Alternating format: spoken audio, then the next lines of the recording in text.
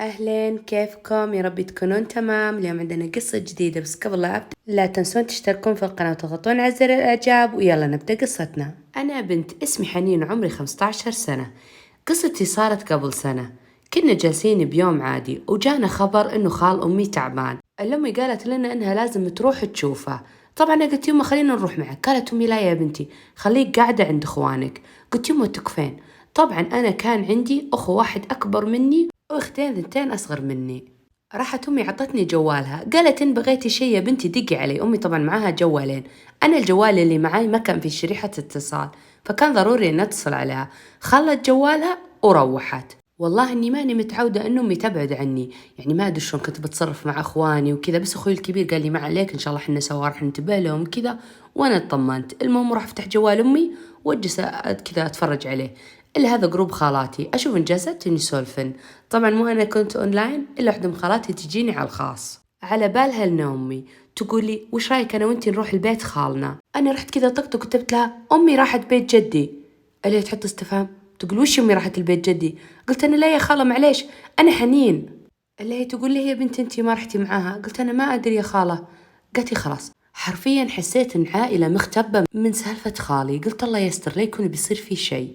خالاتي كلهم راحوا عند أمي. طبعا أنا صار لي فترة طويلة ترى ما رحت البيت خالي وجدتي، لأنهم كانوا بعيدين مرة، يمكن لي 5 سنين ما رحت لهم. أمي كانت تروح لهم فترة لفترة.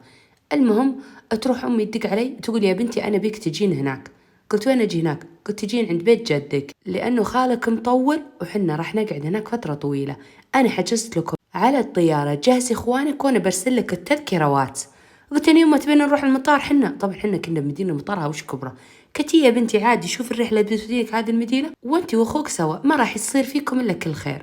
طبعا أنا كنت يعني وشلون خايفة إني أروح لحالي للمطار، ترى يعني متى آخر ما رحت المطار؟ من زمان أقول لكم ما عمري رحت لا مني صغيرة مع أمي. المهم رحت أخوي وقلت السالفة، قلت ترى أمي حجزت لنا وتبينا نروح لها على الطيارة. قال أخوي عادي. قلت شلون عادي؟ طبعا أنا كنت تعرفون توني بادي أكبر، توني ألبس عباية، طبعا شلون كنت أتغطى وأحط طرحة على وجهي، يعني ما كنت ألبس نقاب وكذا، فأنا كنت مرتبكة ماني متعودة ومدري شو. كان ودي إن أمي معي.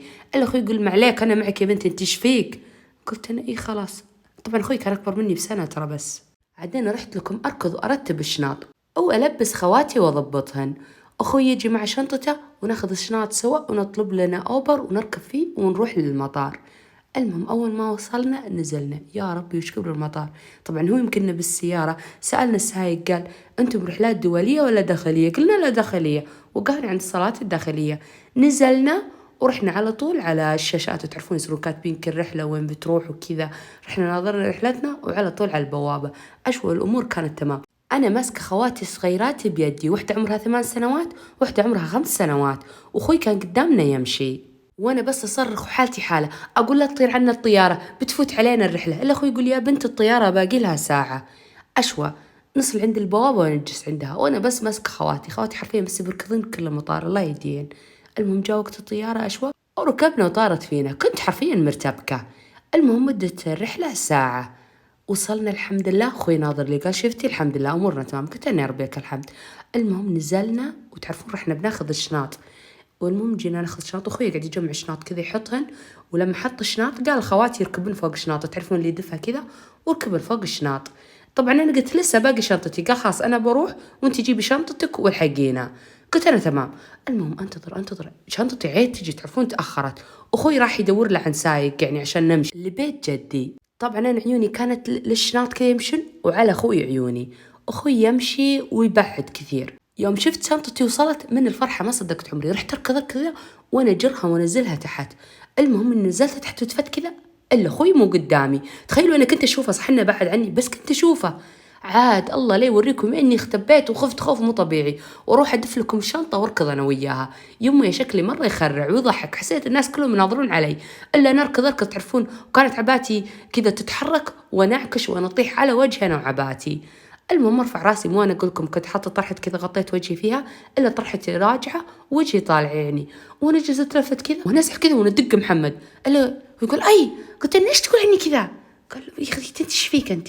المهم انا نروح معاهم، احنا نركب مع سايق وحنروح البيت. والله العظيم اني كنت اترعد من الخوف، بتضحكون علي بس والله ان فيا فوبيا انا يعني من الضيعان وهالامور. والله إني حتى أخاف أروح عمرة مع أهلي عشان ما أضيع، ودي إنهم يربطوني معاهم، بس هم يضحكون علي، يقولون أنت ليه بزرع عشان نربطك؟ ما صدقت عمري، بس يوم وصلنا بيت جدي دخلت مع الباب وركضت وضميت أمي. طبعا نظرت لوجه أمي، وجهها كان يخرع، أنا على البنية بتستانس بشوفتنا، صحيح إنها تحبنا وستانست فينا، بس عشان خالي يقول لكم كان مرة تعبان. الأمي تقول لي يا بنتي روحي فوق. طبعا كانوا متجمعين كل خوالي تحت وزواج خالاتي عشان يعني خالي كذا ويتكلمون، وأنا رحت طلعت فوق عند الحريم.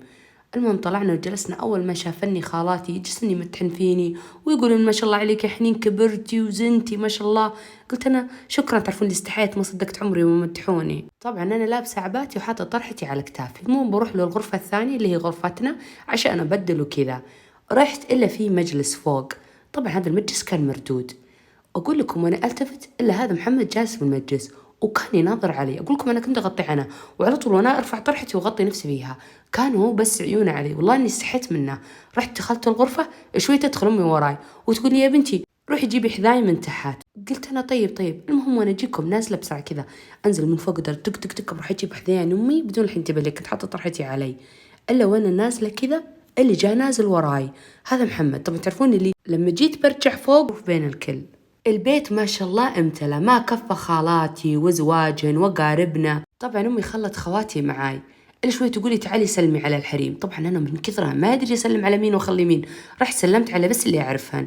إلا واحدة من خالاتي يقول لكم صار لي سنين ما شفتها هذه، تجيني وتقول لي السلام ما شاء الله يا حنين، جيبي خواتي خلينا نسلم عليهن وتسلم علينا. أقول لكم كان جوها غريب صراحة. طبعا أمي مسكتني وخلتني أجلس على الأرض لأن كل الكراسي اللي كنا حاطينها كانت مليانة.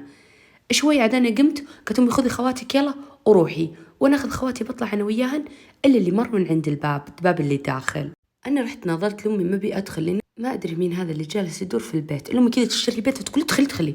المهم وأنا أدخل إلا في مجلس كذا داخلي. طبعا هذا المجلس ما كان فيه أحد، بس إنه مفتوح الباب حقه، إلا اللي شفته جالس في صدر المجلس هذا محمد يناظر فيني أنا وخواتي. إلا يقوم كذا ويجينا، طبعا أنا نمشي بسرعة ما بي أكلمه، إلا يقول حنين ونلتفت. قلت أنا نعم. قال لي هو الله يرحم خالي. قلت أنا مين؟ روح أنت وش فيك جالس هنا، ترى في حريم. قال لحد هذا المجلس ما في أحد. قلت أنا إي طيب. المهم صدور حانا قال بكلمك. قلت لا ونور حق فوق. أقول لكم ارتبكت منه.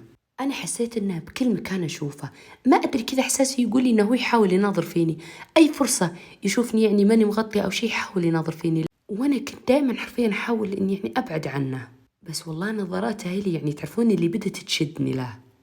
طبعا خالتي أم محمد ما كانت تخليه يطلع، يعني عادي كانت تخليه يدخل لأنه بالنسبة لها إنه صغير، يعني عمره كان 15 سنة، تقول عادي لو يدخل عندنا، بس والله أنا كنت أستحي. ولما جاء وقت الليل راحوا اللي يعزون، وكان كل خالاتي متجمعاتهم بالصالة ويتكلمن. المهم خالتي أم محمد تقول لي يا بنتي روحي جيبي لنا موية من المطبخ. طبعا أنا كنت أدري إن محمد كان في المطبخ. أنا قمت قلت لا. قالت ليه يا بنتي؟ قلت أنا ما أدري المطبخ فيه أحد. قالت ما فيه إلا ولدي محمد. قلت أنا إيه؟ قالت يا بنت عادي ترى صغير. طبعا هي ما كانت تبين تغطى عنه، لما تقول لي عادي. يوم شفت أمي تقول عادي ارتبكت ورحت دخلت المطبخ. تخيلوا إني لي كم يوم وأنا بس أتصدد عنه وأتغطى عنه، هالمرة دخلت عادي. إلا ينظر فيني كذا يتبسم، والله العظيم إن وجهي صار أحمر. رحت خذيت كذا الموية وركض لخالتي وأمي وعطيتني إياه، وخذيت خواتي ورحت فوق. أمي تنظر لي ما تدري إيش سالفتي، كذا اختبيت. المهم أنوم خواتي وانسدح أنا بنام. عاد الله لا يوريكم يا إن وجهها ما راح عن بالي، تعرفوني اللي جلس بس أحلم فيه وما يروح، بس كذا كل ما غمضت عيني اللي أشوفه قدامي. أعوذ بالله من الشيطان الرجيم، ما أدري وش هالإحساس، ما أدري وش فيني صراحة. المهم وأنا أحلم فيه، حلمت كذا بنظراته لي ويوم إنه يبتسم، وأنا أتفرقع من نفسي وأقول أنا إيش فيني كذا أفكر فيه. لما جاء الصباح ونزلت أنا وأمي، تعرفون اللي قعدت أدوره بيني وبين نفسي، أقول وين محمد؟ عرفت نفسي إني هبلة. أول أنا ناقدة عليه وإنه هو بس يناظر فيني ويدورني، صرت الحين أنا زيه. جيت بسأل أمي أقول وين خالتي أم محمد؟ اللي يوم نظرت هذه خالتي جالسة بالصالة وولدها ما كان موجود. شوية ناظر إلا أخوي موجود. طبعا محمد مكان فيه ما أدري وين هو. وطبعا حنا كنا ثاني يوم عزاء، دخلت المطبخ وجلسنا نسوي القهوة. تعرفون قهوة كثير فيه، أقول لكم ناس كثير يبون يجون. المهم نضبط كذا، وكل شوي يعني ياخذن حريم ويطلعن القهوة. إلا عاد أمي قالت يلا يا بنتي خذي هذيلن وطلعيهن برا عشان تروحين تقهوين الحريم. المهم أنا ماخذ القهوة بطلع، إلا يوم طلعت للصالة اللي كان جالس بوجهي هذا محمد. يا ربي يا أني خفت، أقول لكم جتني مركب، حسيت إن رجولي كذا جسمي يتراعدن. قلت يا ربي أنا شلون بمر، وهو بس يناظر علي ويتبسم. يا ربي يا إن شكله كان مرة جميل ومتبسم لي. عاد أنا رحت قويت نفسي قلت يلا بروح الحريم. المهم أنا أروح لكم كذا أمشي بسرعة للحريم وأجلس أقهويهن واحدة واحدة، وكل من شافتني من أنتي ومن أنتي بنته وهذاك خالك الله يرحمه. أقول لكم أول شيء عرفت شلون أرد عليهم، بعدين بدأت أتلخبط ما أدري وش أقول لهن. ويجي وقت العشاء، تعرفون يعني عشاء اللي هو العزاء وش كثره، يصير كم صحن عند الحريم وصحون عند الرجال، إلا خوالي كذا يجيبون صحون وش كثره يحطونها بالمطبخ ويجون اثنين ياخذونهن ويودونهن. المهم يجون كم واحد ياخذونهن، إلا آخر صحن اللي كنا بنطالعه للحريم قالت لي يا بنتي حنين شيلي أنت وشغالات وطلعنا. قلت أنا تمام. المهم أنا أجي كذا بشيل أنا وياهن، اللي جاي يساعدنا كذا يشيل معانا، تخيلوا كان جنبي لازق فيني. يوم التفت لهذا محمد أنا ارتبكت وفكيت من عندي، اللي يميل الصحن جاب يطيح ويعد لمحمد قال أنت إيش فيك امسكي زين. قلت أنا وأنا أمسك زين. قال يلا خلينا نسيله سوا، زين إني جيت معكم ولا كان أنت ما تقدرون تشيلنا. أقول لكم إحنا نقدر نشيلها بس أنا ارتبكت. قلت أنا لا نقدر نشيلها. قال طب يلا. المهم نشيله وإحنا نروح على طول على الحوش بنحطه العشاء. رحنا نزلناه على السفرة وقام محمد وراح لجهة الرجال. بعدين رحت دخلت داخل بالمطبخ، يا إني ارتبكت يا إن وجهي صار أحمر. أقول لكم بشكل مو طبيعي. ليش؟ لأن يوم كلنا شايلين هذا اللي هو صحن العشاء كانت كتفي لازقة بكتف محمد وبس أتذكر ويا ربي يا فشلتي يا إن وجهي صار مثل الطماط. المهم اللي هذه أمي مرة قالت يا بنتي أنتي وجهك إيش فيه؟ قلت أنا ليش فيه؟ قالت إيش فيه كذا؟ قلت أنا إيش فيه؟ قالت أحمر. أنتي حد قايل لك شيء؟ قلت أنا لا يا ماما حد قال لي شيء. بسم الله عليك يا بنتي لا يكون فيك حرارة. وهي تجلس تلمس راسي. قلت أنا لا يما ما فيني شيء وأنا بعد يدها. المهم قالت لي خلاص يا بنتي تبين تروحين تتعشين معانا الحريم. قلت أنا لا يما مالي نفس. أقول لكم سدت نفسي. وأنا أروح للمطبخ أساعد العاملات بغسيل المواعين، لأنه وش كثر أقول لكم مواعين كثيرة مرة. المهم أجلس أغسل معان، إلا هذه أمي تدخل وكذا يدخلون صحون يحطونها شوي، إلا يدخلون تعرفون العيال جايبين صحون العشاء حق رجال. آخر شيء يدخل محمد هو شايله هو أخوي ومعاه كم ولد. المهم ينزلونها ومحمد يجلس يناظر فيني، تعرفون أنا كذا لفيت وجلست أناظر فيه ونتبسم البعض. المهم أمي كانت واقفة أمي تناظر علي، حسيت إن أمي كانها حست إن في شيء وأنا أرمي الصحن اللي بيدي طع ويتكسر على الأرض والكل عاد يناظر فيني. يا فشلتي يا أني حسيت نفسي إني هبلة وما عندي سالفة. ويجي محمد ركض يقول لي يكون عورت يدك، وأنا ناظر يدي كذا. قلت أنا لا ما فيها شيء. أمي تيجي كذا وتدف محمد قالت روح يا ولدي يلا. بنتي إيش فيك؟ قلت أنا لا يما ما فيني شيء. قالت إيش فيك قاعدة تفلتن؟ قلت أنا يما ما فيني شيء. وتيجي واحدة من العاملات قالت عادي عادي أنا أكنسها. تيجي تكنسها أمي تعطيني نظرات، أقول لكم نظرات أمي تخرع، وأنا أخاف وأنا أروح أركض كذا على الطاولة والكرسي بالمطبخ وأجلس عليهن ونزل عيوني تحت. وجهي كان أحمر كل شوي بس أرفع عيوني أناظر أمي تناظر علي ولا لا، إلا أمي بس تناظر علي يا ربي الله يستر. بس كانت تفتح علي محاضرة إلا يروحون ضيوفنا ويجي وقت الليل وكلنا نطلع غرفتنا فوق. المهم عاد أنا أجلس يعني أرتب خواتي بنومهن. أمي تناظر علي يوم جيت وجلست أمي تقول إيش فيك يا بنتي اليوم أنتي على بعضك؟ قلت أنا ليش يما؟ أقول لكم أنا اليوم والله إني ملمومة ماني طبيعية. قلت أنا ما أدري يما خفت من الحريم والضيوف وش كثرهم. قالت لي يا بنتي قالت لك شيء؟ قلت بس يتكلمون علي يقول أنت كبرتي أنت تغيرتي. قالت أمي أعوذ بالله من الشيطان الرجيم. قلت أنا ليش فيك يما؟ قالت لا يكون إني بحسدنك. قلت أنا لا يما ما حد حسدني. قالت الله والله يا بنتي لا يكون هذه عين. عاد أنا بيني وبنفسي جلست أضحك أقول أمي تحسب إني محسودة وأنا أحسبها لاحظت إني أحب محمد. قلت أنا لا يما يمكن الله أعلم. قلت أمي بسم الله عليك يا بنتي تمسكني وتقول بسم الله تقعد تقرأ علي وأنا بيني وبين نفسي ما يتضحك. طبعا خلصت أيام العزاء أمي قالت خلاص بنطلع عن بيت جدك، بنروح الوحدة من خالاتي ما شاء الله عندها يمكن حول 9 بنات، بس بناتها هذيل بس جن أول يوم عزاء عزا وراحا مجلسا. قلت أنا طب ليش ما نجلس ببيت جدي؟ قالت أمي خلاص يلا بنمشي. أنا ما أدري شو أمي تبين أنا أمشي. شلون بشوف محمد مرة ثانية؟ بيت خالتي هذا اللي عندها كله بنات ما كان أحد يجي عنده. ما أدري خالتي هذه مرة متحفظة وما تحب العيال يجون ببيتها. تخيلوا حتى أخوي رامي الكبير ما جاء معانا جلس ببيت جدي. عاد أنا بين نفسي يا ليتني حتى أنا قعدت في بيت جدي عشان أشوف محمد. المهم رحنا وجلسنا ببيت خالتي. اللي يجن بناتها على طول وياخذني معاهن ويقولن تعالي تصيرين انتي بغرفتي أنا. طبعا هن ما شاء الله عليهن 8 بناتها، واحدة تقول لا تنامين معي، واحدة تقول تنامين معي، واحدة أكبر مني بسنة واحدة أصغر مني بسنة، لا وتيجي الأكبر مني سنتين تقول تنام معي.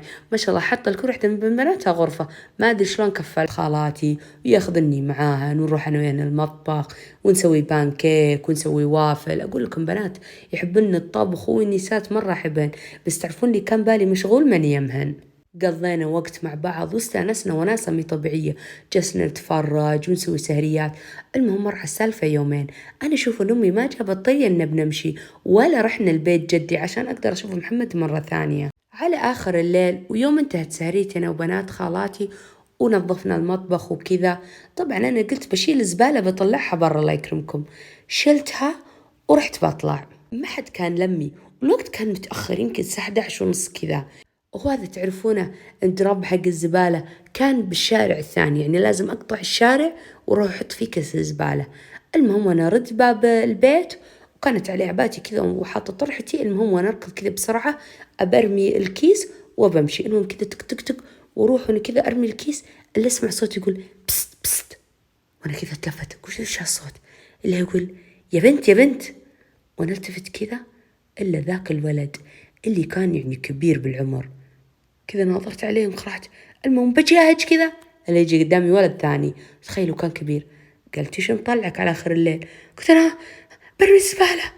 قال بسم الله وليه انتي ترمينها، ما تخلينا الصباح، تعرفون ارتبكت ما ادري ايش رد عليهم. اللي يجي لكم واحد ثالث من على الجنب، يما يا انهم حاصروني يا اني انهبلت يا اني جيت بصرخ. المهم انا اغمي عيوني الا شوي اللي وقفت السيارة اللي قدامنا وهم يناظرون عليها. طبعا ينزل ذاك الولد ويجلس يتهاوش معاهم، وانا تعرفون طيراني وشفتهم مشغولين معه، تك تك تك تك واركض وادخل باب بيت خالتي وانا سكرة وانا واقفة كذا تعرفون لي خايفة مرة. المهم اسمع كذا اصواتهم يتهاوشون وكذا، قلت ايش تبون بالبنت وما ادري شو، ويصرخ عليهم. رحت انا فتحت الباب شوي شوي ادري اني هبلة بس بشوف من هذا. المهم مناظر اتخيلوا جالسة نتهاوش مع العيال. محمد يا ربي ما ادري شلون توقيته، تعرفون اللي جاء بالوقت المناسب، يا اني حسيت انه بطلي او منقذ اللي جاء بالوقت المناسب. طبعا واحد من العيال دف محمد على صدره وقالوا يلا انقلع بس، وهم يروحون يوم شافاني ماني موجودة. شوي الا محمد يجي على بيت خالتي، طبعا ارتبكت وقفت كذا شوي على الباب، رجعت ورا بغيت اسكره الا محمد يقول حنين، حتى ما ادري شلون هو عرفني، يقول لكم كنت مغطي وجهي بطرحتي. قلت انا هلا.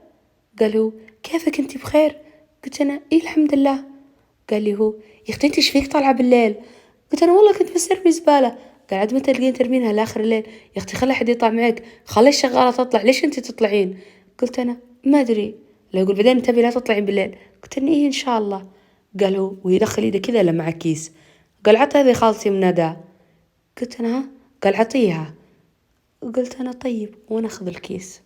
المهم وانا اروح ادخل وروح عند خالتي قلت خالة خذ هذا الكيس. قالت هي الله يجزاها خير ام محمد، ارسلت لي الاغراض اللي نبيها، وتجي امي تجلس جنبها وجلس تفتح لنا الاغراض وناظرون فيها، وانا جي اجلس تعرفوني ما قلت لحد اللي صار ولا شيء، وافكر بيني وبين نفسي واقول يا ربي كيف صار هذا الشيء ومحمد راح ولا تكلمت معه. اقول لكم عاد انا صرت حرفيا محمد ما يروح عن بالي. احنا رجعنا لمدينتنا وما شفت محمد، تخيلوا سنة كاملة وهو بس ببالي وبس أفكر فيه. يقول لكم حتى لو نمت أفكر فيه وأروح أبحث عن حساباته من انستغرام وأتفرج على شكله يا ربي، وكل ما جاله طريقة أمي تكلمت عنه أحد جاب طاري على طول أفز.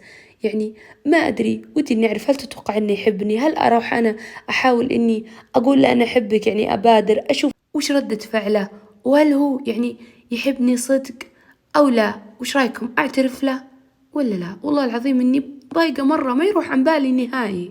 وبكذا تكون انتهت قصتنا، أتمنى تكون عجبتكم. إذا عجبتكم لا تنسون تشتركون في القناة وتضغطون على زر الإعجاب، تتركوا لي كومنتاتكم الجميلة. مع السلامة بحفظ ربي، أشوفكم القصة الجاية إن شاء الله. باي.